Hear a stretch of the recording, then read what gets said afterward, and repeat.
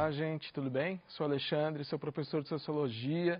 E qual que é o tema que o PET 7 está trazendo para a gente? Olha lá, laicidade e diversidade religiosa. Agora, para falar desse assunto, né, eu fiz um convite para a professora Tassiana. A professora Tassiana ela é professora aqui de religião, de ensino religioso, aqui no Se Liga, na educação. E eu acho que ela vai dar uma aula muito melhor do que eu poderia dar para vocês, ok? Então, Tassiana, essa aula de laicidade e diversidade religiosa, ela é sua. Muito obrigado por ter recebido o convite e de ter aceitado também. Obrigada, professor Alexandre. É uma grande alegria estar aqui com vocês hoje. E hoje nós vamos falar desse assunto que é comum ao ensino religioso, que é lá do ensino fundamental, e à sociologia, que é aqui do ensino médio, que é a realidade de vocês agora. Pois bem, em primeiro lugar, nós precisamos discutir sobre o que é laicidade. Laicidade é um Estado. Por que um Estado? É um Estado da federação? Não, é um Estado de estar mesmo. Um país não pode se dizer que ele é laico, mas ele está, porque é um processo, ele tem variações, ele tem nuances. Em alguns momentos, alguns estados podem ser considerados mais laicos, outros momentos eles podem ser menos, e esse é um ajuste muito delicado que tem que ser feito cotidianamente a partir das necessidades, a partir dos desafios, a partir dos problemas que vão surgindo em cada país, em cada situação. Então, por isso a laicidade é um Estado. Ela está em constante evolução. Atualmente, nós podemos ver que a maioria dos países, eles têm esse interesse em serem países laicos. Por exemplo, quando nós olhamos a Declaração Universal dos Direitos Humanos, nós percebemos que existe ali uma prerrogativa para que não haja perseguição religiosa, para que as pessoas não venham a ser condenadas, perseguidas, privadas de direitos pela sua crença ou pela sua não crença. Então, quando nós falamos na forma como os países vão conduzir a sua legislação, a sua política, nós percebemos que a maioria dos países, elas seguem essas orientações da Organização das Nações Unidas, elas procuram manter os direitos do cidadão, da pessoa humana. E aí, nessa busca, a laicidade é um fator muito importante também, porque garante à pessoa que ela vai ter liberdade de consciência. Mesmo que o país que ela vive acredite, pense, tenha uma política que direciona uma forma completamente diferente da forma como essa pessoa se sente, as leis que protegem a laicidade vão ajudar a proteger essa pessoa para que ela não sofra perseguição. Existe em todos os lugares do mundo? Não. Mas é um passo que a humanidade tem dado, a maior parte dos países tem caminhado em direção à laicidade. E a laicidade não é intolerância religiosa. Infelizmente, existem muitas pessoas que confundem, que pensam assim, se esse é um país laico, então os religiosos eles têm que ficar calados, eles não podem manifestar a sua opinião, porque aqui é um país laico. E não é bem assim, não. A laicidade, ela garante igualdade de direitos. Então, se você tem fé religiosa ou se você não tem, se a sua fé é a da maior parte da população ou se é uma fé que apenas algumas famílias num país inteiro seguem aquela fé, ainda assim você terá direitos iguais que as outras pessoas, o Estado não poderá interferir na sua fé e falar você não tem direito de acreditar assim, ou você é obrigado a renegar a sua fé. Isso é a laicidade, é a preservação do direito das pessoas terem essa liberdade de consciência, e o Estado não pode interferir na religião das pessoas e a religião das pessoas não pode interferir no Estado, na forma de governar. Uma pessoa não pode, pela sua religião, exigir que o Estado persiga o outro, tome os bens do outro, negue direitos ao outro, porque o outro crê diferente. Isso não pode acontecer. A laicidade está aí justamente para garantir direitos iguais a todos. Continuando. A laicidade, ela requer que as religiões não interfiram no Estado e que o Estado não interfira nas religiões. Por quê? Olha só. Da mesma forma que existe hoje a laicidade, houve um momento, e eu vou citar o Brasil como exemplo, em que o Brasil não foi um país laico. Até a proclamação da República, o Brasil era um país oficialmente católico. E quando se diz que é uma religião oficial, isso causa um sem número de problemas para as pessoas que não são da religião oficial. Vou citar alguns exemplos. Comparando com a forma como nós vivemos hoje em dia, quando nasce uma criança, o que a família faz? Registra. E aí, quando essa criança cresce e resolve se casar, ela vai lá no cartório e se casa. E quando ela morre, ela é sepultada num cemitério. Esse é o ciclo de vida da maioria das pessoas. Mas quando é uma religião que controla todo esse processo da vida civil, você não tem essa opção como nós temos hoje. Então, uma criança nascia e ela era batizada para ter o seu nome e o seu documento. Ela crescia, ela queria casar, ela tinha que ir perante o padre, o sacerdote católico, para fazer seu casamento. E quando ela morria, ela seria sepultada num cemitério que ficava ao lado da igreja ali, que era um campo considerado santo, onde as pessoas que eram parte daquela igreja também morriam e seriam sepultadas. Qual que é o problema? O problema é que se uma pessoa não fosse católica, ela não conseguiria um documento de registro, porque o pai fala, olha, eu não vou batizar meu filho, eu não sou católico. Quando ele fosse casar, ele não poderia oficializar a união. Se a união não era oficializada, tinha problemas para registrar os filhos dessa união. E quando ele morresse, não sabia onde que ia enterrar, porque ele não podia ser enterrado junto com os outros que eram parte daquela religião. Então, isso trouxe um problema social no Brasil. E aí, quando nós pensamos em uma nação tão diversa quanto a nossa, nós podemos pensar também em quantas pessoas que muitas vezes tiveram de fingir que acreditavam em uma coisa que não acreditavam, porque o Estado não era laico naquele momento.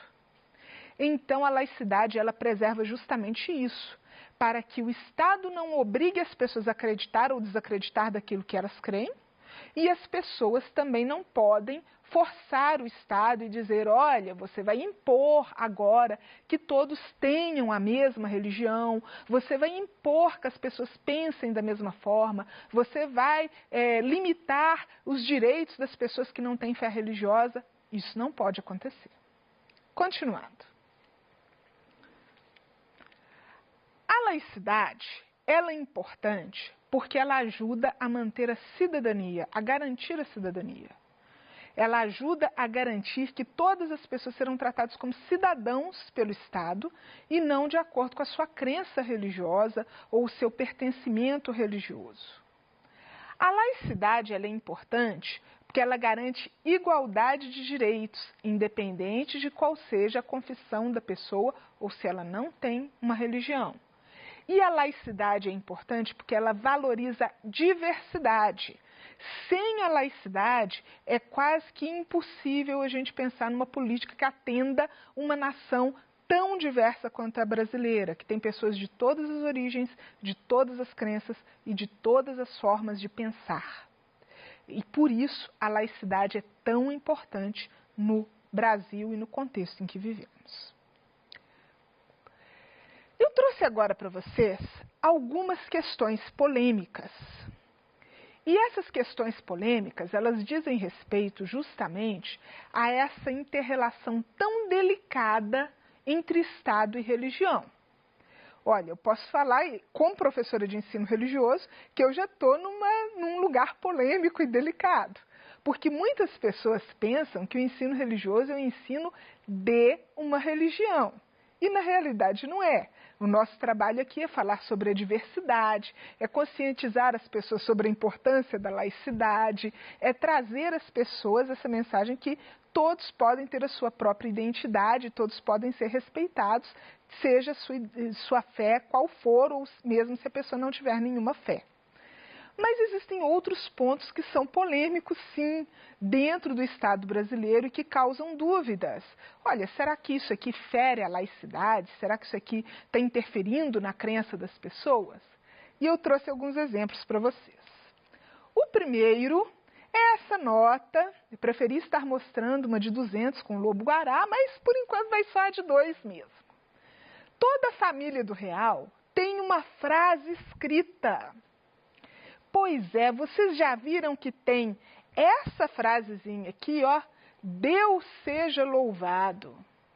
Essa frase está presente em todas as notas de real e foi alvo, inclusive, de uma polêmica muito interessante, porque lá em 1994, quando o real foi lançado, essa frase não estava presente nas notas e foi o alvo de uma manifestação popular, as pessoas reclamando, olha, na nota do Cruzeiro tinha escrito Deus seja louvado, como que na nota de real não vai ter?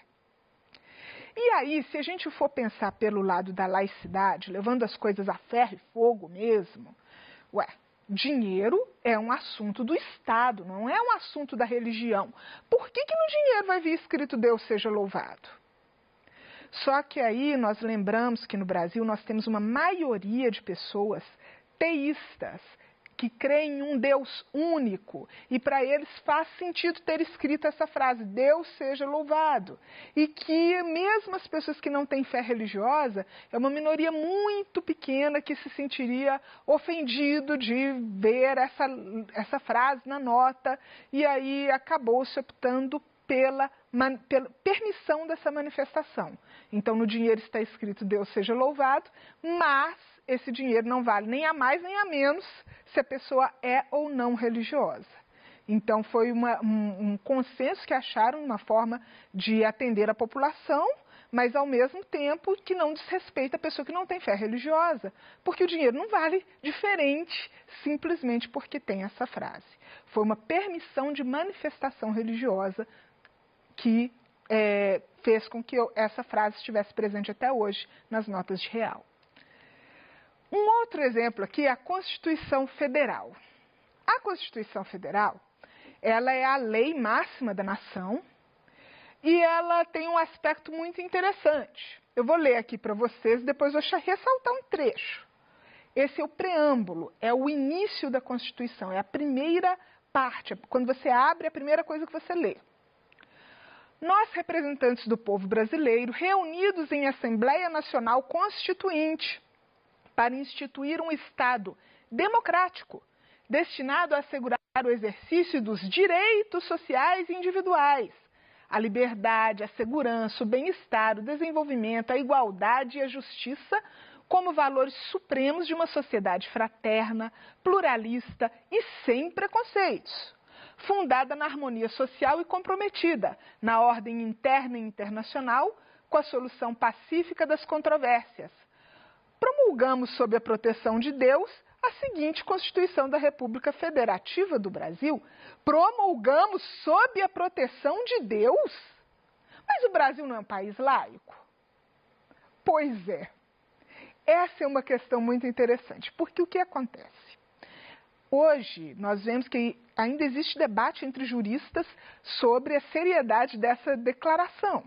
Porque, por um lado, se o Brasil é um país laico e se defende a democracia e igualdade de direitos, a Constituição, hora nenhuma, fala que pessoas religiosas têm mais ou menos direito que pessoas não religiosas, ou qual religião seria correta.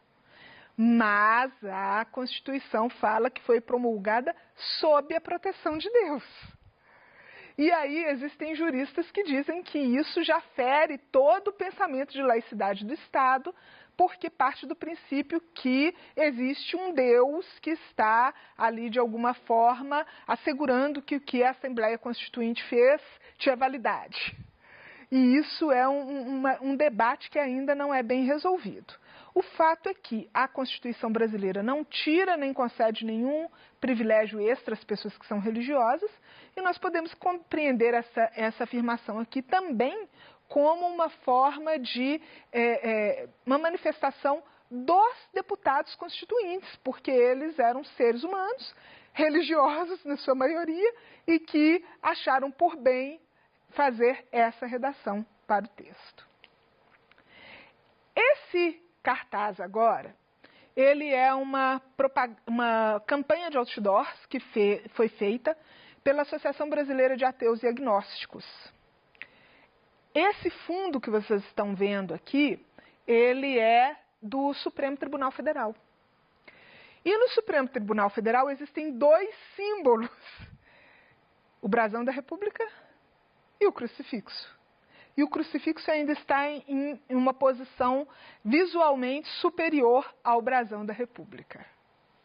E aí nós temos novamente a mesma pergunta. Se o Brasil é um país laico, por que esse tipo de situação é tolerada? Também foi tolerado como uma manifestação da religião das pessoas que estão ali, que em sua maioria são, ao longo da história, em sua maioria, muito provavelmente foram cristãos, católicos. Agora, com essa questão do grande crescimento dos evangélicos, pode ser que isso mude para o futuro, mas era um símbolo que encontrava pertinência nas crenças das pessoas que ali trabalhavam. E aí é também uma questão muito polêmica. Será que isso está certa a presença desses símbolos em um espaço público? Mas vamos continuar. No Brasil, então, nós concluímos que a opção foi pela tolerância e respeito às manifestações religiosas em sua diversidade. Ou seja, apesar do Brasil ser um país laico, as manifestações religiosas elas acontecem e, na maioria das vezes, não se compreende isso como uma quebra da laicidade. Quando nós falamos no Brasil, aqui é o censo de 2000 e esse é o de 2010. Se a gente pensa que essa parte azul equivale ao número de católicos romanos e a vermelhinha aqui são os evangélicos pentecostais e neopentecostais. Nós podemos falar que a grande maioria da população está em um desses dois grupos.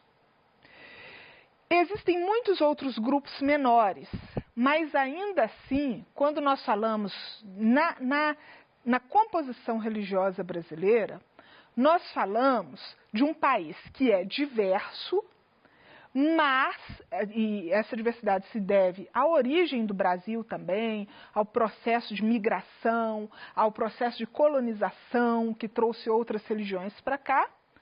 Mas nós ainda temos uma dúvida, até que ponto que essa diversidade é real? Por quê? Quando nós falamos nesse gráfico aqui, nós temos uma grande maioria de pessoas cristãs, sejam elas católicas ou evangélicas. O percentual de pessoas que são não cristãs no Brasil é muito pequeno. E mesmo entre as pessoas que se dizem sem religião, tem um grande número que não está unido a uma confissão religiosa, mas que aceita os princípios do cristianismo. Então, quando nós falamos sobre diversidade religiosa no Brasil, nós estamos falando sobre algo que varia muito. Tem vários grupos, mas ainda assim a forma de pensar é muito próxima, é muito parecida. Em contraponto, nós temos as minorias religiosas. O que são minorias religiosas? São aqueles grupos que são menores, tanto em número quanto em possibilidades de se expressar diante da população, de se expressar no espaço público. E esse é o grande desafio dentro daquilo que nós falamos sobre laicidade hoje. Por um lado, nós temos as religiões cristãs com um grande acesso à possibilidade de se expressar em público, de manifestar, de portar os seus símbolos. Enquanto que as minorias religiosas muitas vezes não têm espaço nem para o seu culto na sociedade, muitas vezes nem são respeitados por uma grande parcela da população. Esse é um desafio que nós temos para nós enquanto pessoas. O Estado é laico, mas nós também temos essa obrigação de termos a nossa postura de laicidade e respeitar a todos como igual. Um abraço e muito obrigada por essa aula.